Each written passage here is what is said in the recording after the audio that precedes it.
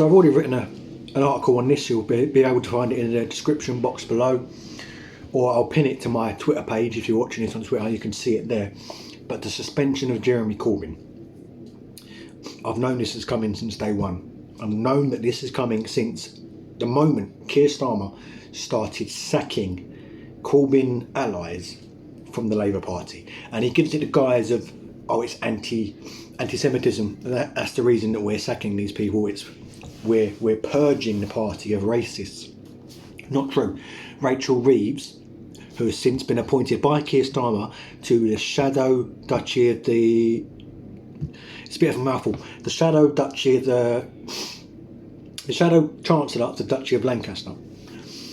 She's got that position provided by Keir Starmer. She once praised Nancy Astor, and if you know who Nancy Astor is, you will know that she praised the Nazis. What's that if not anti-Semitism? So my message to Keir Starmer is, when is Rachel Reeves getting her P45?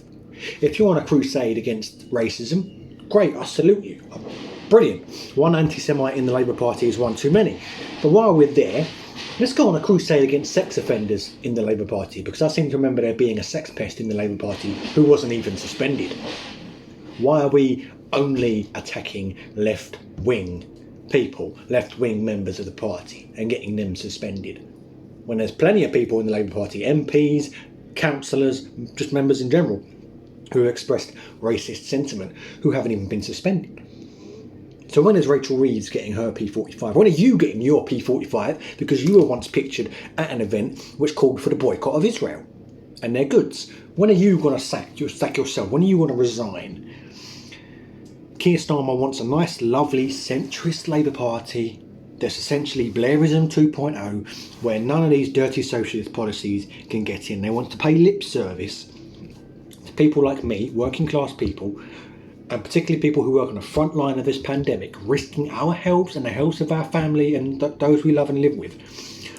They want to pay lip service to us, say we're going to get a better deal, blah, blah, blah, blah, and then roll out policies that don't really change anything. That's what he wants. Jeremy Corbyn represented serious change. He's the only politician in my lifetime to ever come forward and say, we want to change things for working class people. We want to make life better for working class people, poor people, whatever you want to call them. And he actually said it with conviction. Everybody else talks about it. Keir Starmer talks about it. Tony Blair talks about it. They don't talk about it because it's popular. It's a nice little rhetoric to have. We're going to make things better for the average, because it gets you the vote of most people. Most people are average people. They're working class people. So it's easy to get it all this. Jeremy Corbyn was the only person to actually come out and say it, and you could tell that he meant it. And that is why he is currently being purged from the party that he led to become the biggest party in terms of membership numbers in Europe. 500,000 members. That's the biggest political party in Europe in terms of membership numbers. And he's now being kicked out because the EHRC ruled that his handling of the anti-Semitism crisis wasn't adequate, and he had basically issued a statement saying that was rubbish, and saying that yes, there are anti-Semites in the Labour Party, however, that problem has been conflated to a degree that isn't realistic by the media. The media, of course, is run by the rich and powerful, the very same people that Jeremy Corbyn would see taxed more and contributing more into society in order to fund better lives for me and people like me and people like possibly you if you're watching.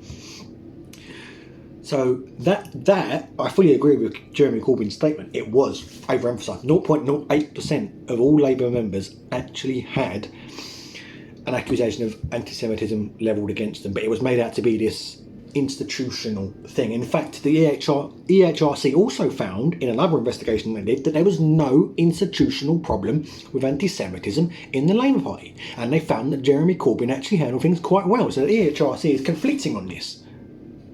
But of course, Keir Starmer would rather pick up on this more recent one and sack Jeremy Corbyn when he wants to defend himself. In fact, my challenge to Keir Starmer, my challenge to anybody who actually supports this purge, this Stalinist purge of the Labour Party, tell me what Labour Party rule Jeremy Corbyn broke. Name it. Read it out, word for word, because I can't see that he broke any. He's just come out and he said this is my opinion on the EHRC findings. Is he not allowed an opinion? Are left-wing people not allowed to have a voice in the Labour Party anymore? Are we not? We have to be silent and complicit and just sit there and not say anything. And to all the people saying, we don't want fighting now, we don't want infighting now, the infighting started the moment Jeremy Corbyn was elected Labour leader. And unless you were saying, from day dot, from the moment they launched the chicken coups against him, unless you were saying, get behind your leader, we don't need any infighting right now, shut up. Because you're proving yourself to be a massive, massive hypocrite if you say we don't want any infighting now, when you weren't saying that, when they were trying to oust Jeremy Corbyn twice, when they actively sabotaged themselves in 2017 to lose the election because they wanted to get rid of Corbyn. You should have been saying that since day one. You should have been behind Corbyn since day one. And anybody who is behind Corbyn is just disgusted by this kind of suspension, this kind of action to get rid of him from the party. Keir Starmer may as well have spat in my face. It's as simple as that.